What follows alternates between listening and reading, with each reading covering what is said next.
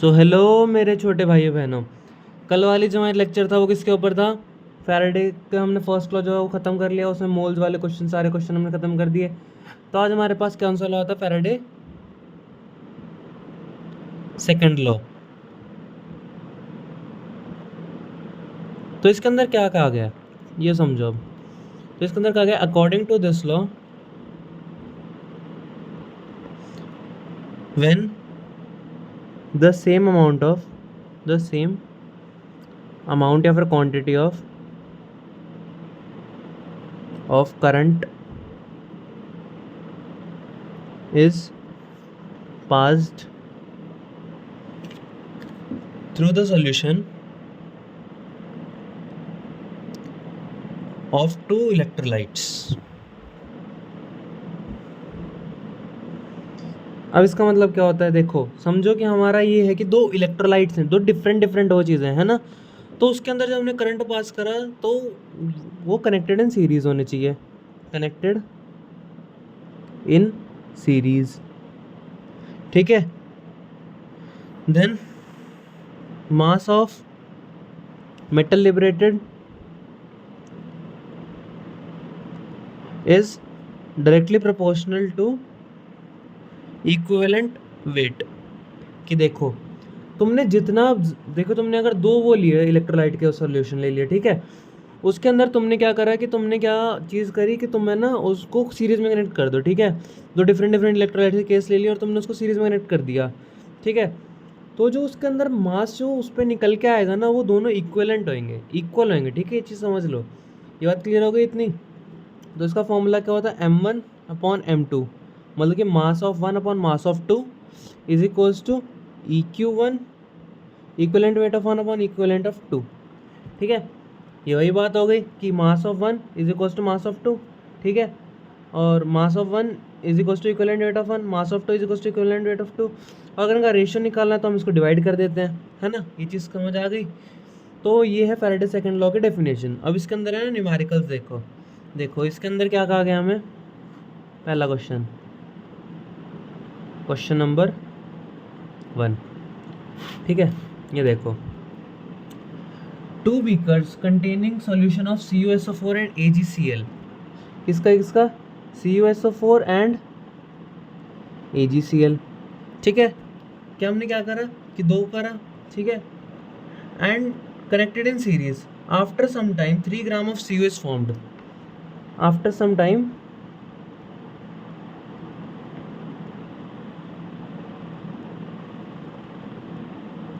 कितने ग्राम बना? 3 ग्राम Cu is formed,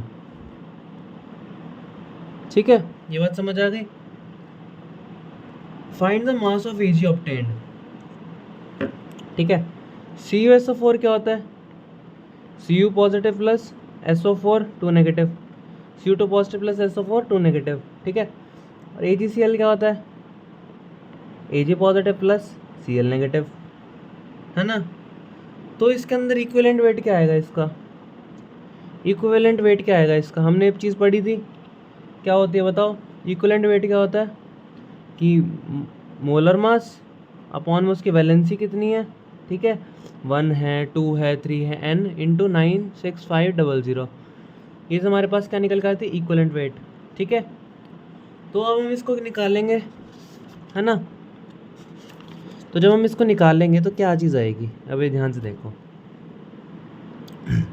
तो इसके अंदर हमने निकाला m इज इक्वल्स टू क्या होता है हमारे पास? ZQ, ठीक है। तो हमारे पास मास कितना है? 3, और 63.5 अपॉन में कितना आएगा? 2 इंटू 96500। अब यहाँ 2 किस लिए आया? क्योंकि कॉपर का जो Cu2 पॉजिटिव है ना, तो उसके अंदर 2 इलेक्ट्रॉन्स वाले सिस्टम आएगा। तो ये 2 इंटू कितना है? Q, चार्ज निकालना है पहले। Q हमारे पास कितना आएगा? 3 इंटू में 2 इंटू में 96500 अपॉन में 63.5। ये बात समझ आ गई, ठीक है। तो अगर हमारा Q निकल गया अब इस चीज़ के अंदर से, तो हमारा अब वो भी निकल जाएगा AgCl वाला, ठीक है।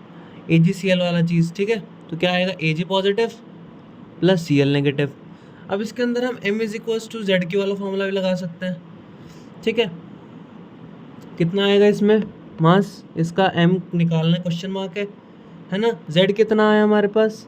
108 अपॉन में 1 इंटू 96500 इंटू में कितना आएगा 3 इंटू में 2 इंटू में 96500 अपॉन में 63.5, ये इससे कट गया है ना, तो ये कितना आ गया 108 इंटू में 3 इंटू में 2 अपॉन में 63.5, ये आ गया मास ऑफ एल। ये हो गया एक तरीका हमारा फैराडे फर्स्ट लॉ से करने का, ठीक है।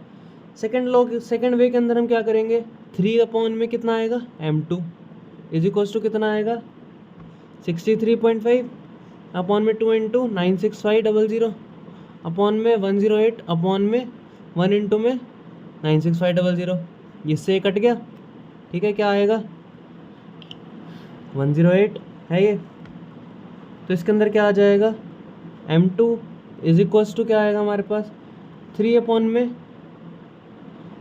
60 इसको ऐसे सॉल्व करो, रुको। 3 अपॉन में m2 is equals to 63.5 upon में 108 इंटू 2, ठीक है। ये क्रॉस मल्टीप्लाई, ये cross multiply, m2 is equals to कितना आ जाएगा 3 इंटू में 108 इंटू 2 अपॉन में 63.5, आंसर दोनों में सेम आएगा। ये बात क्लियर हो गई, बस ये क्वेश्चन में कहा गया है, ठीक है। अब क्वेश्चन नंबर 2 देखो, इसके अंदर क्या है। क्वेश्चन नंबर 1 समझ आ गया होगा, अब क्वेश्चन नंबर 2 देखो, इसमें क्या है। फैराडे लॉ बस इतना ही, बस 2 ही क्वेश्चन है, इसके अंदर ज़्यादा नहीं है, ठीक है। और ये बुक के क्वेश्चन है, ठीक है। 3 बीकर्स हमने ले लिए, किस किस के ले लिए, अब की बार हमने ले लिए 3 बीकर, CuSO4, AgCl3, AgCl और क्या ले लिया FeSO4, ठीक है। हमने एक बार 3 बीकर ले लिए, तो अब की बार हम सेम वही चीज़ कर देंगे। और हमें कितना दे दिया इसके अंदर, connected in series after 3 hours 8 ग्राम क्या बना, 8 ग्राम Fe बना, was form, calculate the mass of other, ठीक है। हम एक निकाल लेंगे, दूसरे अपने आप निकल जाएंगे, ये वाली बात समझ आती है ना। तो अगर हम AgCl और Cu निकाल रहे हैं, ठीक है, तो हम m1 को क्या मान लेंगे 8 Fe अपॉन में m2 Cl मतलब Cu, ठीक है। Cu Fe का वो कितना आएगा, मोलर मास कितना होता है Fe का बताओ, Fe का होता है 56 अपॉन में 2 इंटू 96500, इक्वलेंट वेट आ गया हमारा ये, अपॉन 63.5 अपॉन में 2 इंटू 96500, ये कट गया, ये कट गया, ये कट गया, ये कट गया, ये क्या आएगा m2 is equals to 8 into 63.5 upon में 56, ये हमारे पास m2 आ गया, ठीक है। ये कॉपर का मास आ गया। अब अगर हमें Ag का निकालना है तो हम वैसे निकाल सकते हैं, क्या आएगा 8 अपॉन में m2, यहाँ पर हमने किसके ले लिया Ag के लिए, ये हमारा किसके लिए कॉपर के लिए, ठीक है। ये बात क्लियर हो गई इतनी, तो ये चीज़ हमारे कितने आ गई 8 अपॉन में m2 इज इक्वल्स टू क्या आ गया हमारा 56 अपॉन में 2 इंटू 96500 अपॉन में 108 अपॉन में 1 इंटू 96500, ठीक है। ये कटा, ये कटा, ठीक है। ये m2 इज इक्वल्स टू क्या आ जाएगा बताओ, m2 हो जाएगा ऊपर, ठीक है। तो क्या हो जाएगा ये 108 इंटू 2 अपॉन में 56 इंटू में 8, ये चीज़ क्लियर हो गई।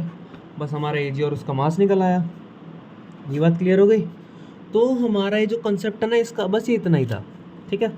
ये हमारा जो फैराडे सेकंड लॉ था ये इतना ही था, ठीक है। अब the solution present between the electrolytes acts like a wire, ठीक है। ये चीज़ होती है हमारे पास। अब हमारे पास आएगा अगला केस रेजिस्टेंस का, रेजिस्टेंस रेजिस्टिविटी का पता ही होगा क्या होती है, तो उसको हम करेंगे कल कवर, ठीक है। तो आज के लेक्चर के लिए बस इतना ही था। Thanks for watching this video, और ऐसे हमारे चैनल को सब्सक्राइब और लाइक करते रहो ताकि हम ऐसी वीडियोस बनाते रहें और हमें ऐसे मोटिवेशन मिलती रहे, ठीक है। Thanks for watching.